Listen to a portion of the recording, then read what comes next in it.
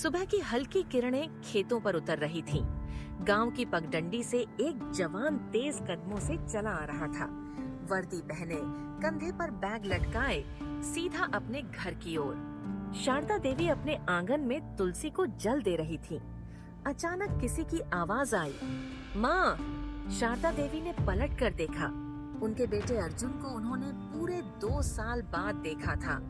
वह खुशी से रो पड़ी और उसे गले से लगा लिया। तू आ गया बेटा, मेरी आंखें तरस गई थीं तुझे देखने के लिए, माँ बोली। अर्जुन मुस्कुराया। माँ, तेरा आशीर्वाद था, इसलिए सही सलामत लौटा हूँ। शाम को गांव के लोग अर्जुन से मिलने आए। सब गर्व से भर गए जब उन्होंने सुना कि अर्जुन ने सीमा पर दुश्मनों से लोहा लिया और अपने साथियों की जान बचाई। मगर माँ की आंखों में चिंता थी। रात को जब सब सो गए, माँ ने अर्जुन से पूछा, बेटा अब और मत जा, तू बस यहीं रह जा, तेरे बिना ये घर सुना लगता है। अर्जुन ने माँ का हाथ थामा और कहा, माँ, तू मेरा घर है और देश मेरा धर्म। अगर मैं न जाऊं तो किसी और माँ का बेटा वापस न आ पाए। तू ही तो सिखाती थी, धर्म से बड़ा कुछ नहीं होता। माँ की आंखों से आंसू निकल पड़े, मगर चेहरा गर्व से दमक रहा था। उन्होंने अर्जुन के माथे पर चूम कर कहा, जा बेटा, तू देश की शान है, तेरा हर कदम मेरे आशीर्वाद के साथ है। सीख, माँ का प्यार और देशभक्ति दोनों ही बलिदान मांगते हैं, मगर वही इंसान सच्चा होता है जो इन दोनों की इज्जत करता है।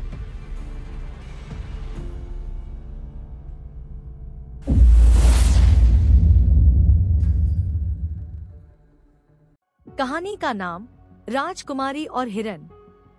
बहुत समय पहले की बात है। एक सुंदर राज्य में राजकुमारी अनाया रहती थी। वह बहुत ही दयालु और प्रकृति से प्रेम करने वाली थी। महल के पास ही एक घना जंगल था, जहां राजकुमारी रोज घूमने जाती थी। एक दिन जब वह अकेली जंगल में टहल रही थी, उसे एक छोटा हिरन कांपता हुआ झाड़ियों में मिला। उसके पैर में चोट लगी थी और वह डरा हुआ था। राजकुमारी ने धीरे से उसके पास जाकर कहा, डरो मत प्यारे हिरन, मैं तुम्हारी मदद करूंगी। राजकुमारी ने अपने दुपट्टे से उसके पैर पर पट्टी बांधी और उसे धीरे धीरे महल ले गई। वहां उसने सेवकों से कहकर हिरन की देखभाल करवाई। कुछ दिनों में हिरन ठीक हो गया। राजकुमारी ने उसका नाम रखा चंपू। अब चंपू और राजकुमारी सबसे अच्छे दोस्त बन गए। वे हर दिन साथ खेलते, बगीचे में दौड़ते और एक दूसरे से बातें करते। चंपू सिर हिलाकर अपनी बात कहता था।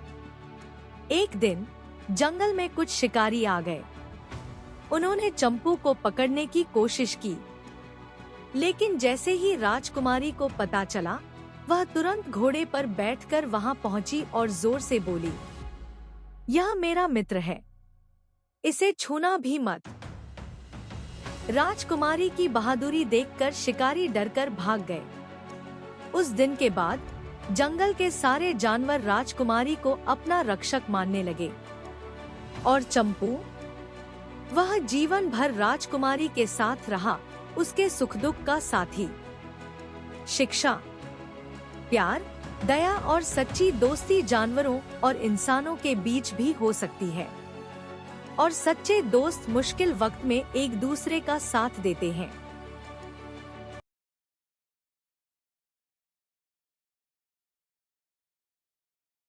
एक समय की बात है।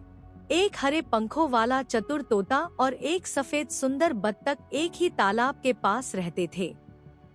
तोता पेड़ की डाल पर रहता और बत्तख तालाब में तैरती रहती। तोता बहुत बातें करता था और हमेशा दूसरों को अपनी चतुराई दिखाने की कोशिश करता। वह उड़ सकता था, पेड़ों से फल तोड़ सकता था और तरह तरह की आवाजें निकाल सकता था। वहीं बत्तख शांत स्वभाव की थी, धीरे धीरे तैरती और अपने काम से काम रखती। एक दिन तोता बत्तख से बोला, अरे बत्तख बहन, तुम दिन भर तालाब में तैरती रहती हो, न उड़ पाती हो, न गा पाती हो, तुम्हारी जिंदगी कितनी नीरस है। बत्तख मुस्कुराई और बोली, हर किसी की अपनी ताकत होती है तोते भैया। हम सब खास हैं अपने अपने तरीके से। तोता हंसते हुए उड़ गया। कुछ दिनों बाद जंगल में बहुत तेज आंधी आई।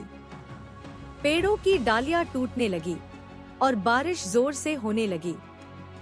तोता डर के मारे कांपने लगा, क्योंकि उसका घोंसला पेड़ पर था और पानी से भीग गया था। वह उड़ने की कोशिश करता, लेकिन तेज हवा में उड़ नहीं पा रहा था।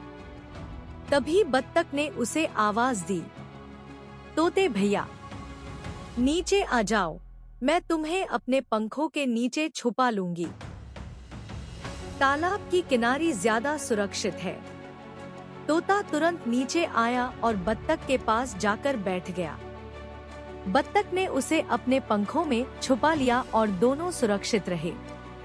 आंधी के बाद तोता बोला, बत्तख बहन, आज मुझे समझ में आया कि हर किसी की अपनी खासियत होती है।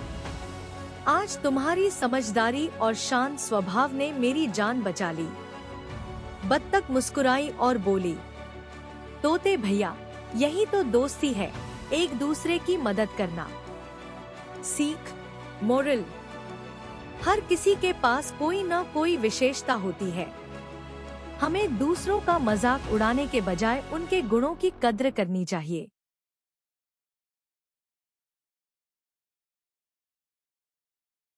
कहानी का नाम, ईमानदारी का इनाम।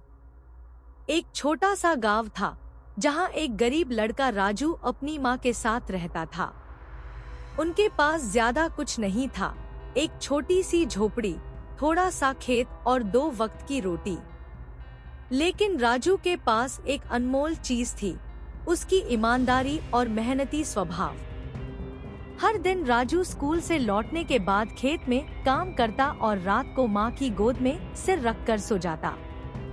एक दिन रास्ते में उसे एक सुनहरी चमकती चीज दिखी।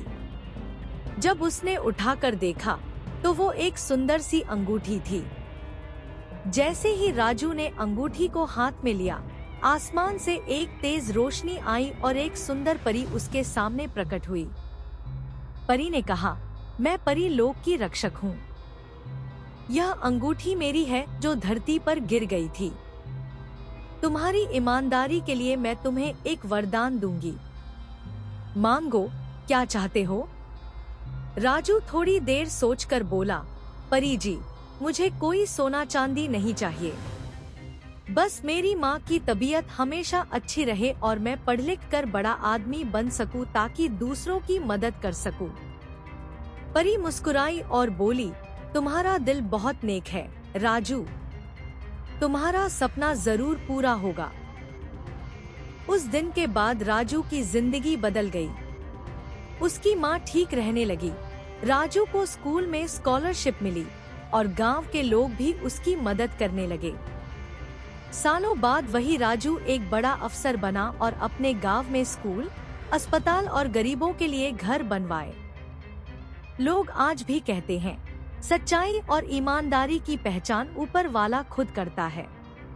शिक्षा, ईमानदारी और सच्चाई कभी व्यर्थ नहीं जाती। सच्चे दिल से की गई मेहनत और नेक इरादे एक दिन जरूर रंग लाते हैं।